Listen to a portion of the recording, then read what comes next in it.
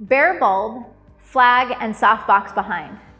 Okay, so we're going to use some basic and do-it-yourself modifiers, but for really creative and beautiful effect. So this is probably not something you would use for a normal portrait, but I think it creates a lot of interest and drama to the scene. So my main light is a completely bare bulb, no modifiers on it whatsoever. But what's nice is that it's going to give me really hard light. And so that hard light creates a very crisp transition from shadow to highlight, and it is perfect for casting shadows on the face, which is actually the idea behind this shot. So I've introduced a flag, something to cast a shadow on the face. It doesn't need to be the actual flag that I have here, but it could be a black piece of cardboard or a black piece of foam core. Just make sure it's not anything that bounces or reflects light, because that will actually affect the final look of the shot. And then behind my subject, I have a softbox. And the reason that I'm using this softbox, in this case, it's one I made myself, is the softbox behind her. It's going to give nice pure white background and then a beautiful rim light to the side of her jaw. So this one is made out of curtain shears, but if you have an octabox or a 3x4 foot softbox, that is going to do the trick beautifully. All right, so let's take a look at what it's looking like. And I have that flag nice and close to my subject, and I'm changing the position of my camera and the angle so that it's casting a shadow on her face, but not totally obstructing my frame.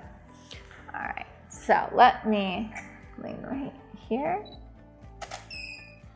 Beautiful. Oh, all right, I love that. And the reason that I love that is I have half of her face in shadow, the other half of the face lit. But the side of the face that's in shadow, it's not blending into the background because the background is white, and I have the nice rim light on her jaw. Beautiful. So let me show you what it looks like when I build this shot. I'm going to turn off my background light, remove the flag, build it step by step. So let me just remove this flag. All right. So to start off with, I've got my bare bulb pointed at her face. It's going to give me really hard light. Okay, so I have the really, really hard light on her face. It's a bare bulb. You can see that I've got really crisp transitions, and the light is in a loop lighting position. This does not look good without the flag in the shot, but there's a reason I have it in loop. If I have that main light centered and I want to cast a shadow on her face with a flag, well, it's casting a shadow straight back, so I'd actually have to have my flag in the shot. It would be impossible to take the shot without having the flag completely block it. But by moving that main light, if I've got the flag, moving it off to the side, it casts shadows to the side, and therefore I can frame up without having the flag in the way. So far, got a base shot without the flag. Let's add the flag into the scene.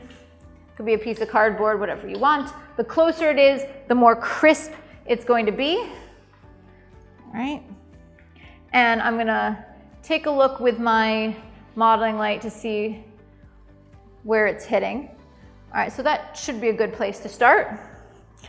Let me grab a shot, and now, let's see. Perfect. So I'm casting a really dark shadow down half of her face. Without that background, it does not work because it's casting a lot of shadows in the background, and there's not really any separation. So this is where I add my back softbox. I recommend a 3x4 foot if you have, or you can do it yourself with diffusion material. Okay, and I've turned up the power enough that it will give me a pure white background, keeping it nice and close for that wrap. And so then I've built my shot.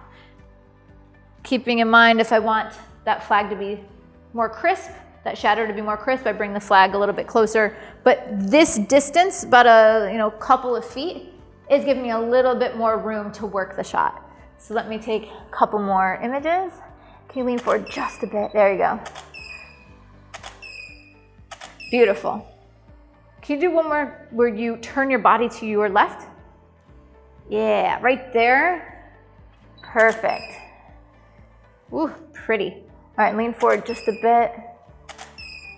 Good, and tilt your head. Perfect. The reason that I turned her to the side there is when she turns to the side, that background light starts raking across her neck, and so it gives me another level of interest if that's what I'm looking for in the shot. So to summarize this, you actually don't need any modifiers at all. You could do this with 2 bare strobes.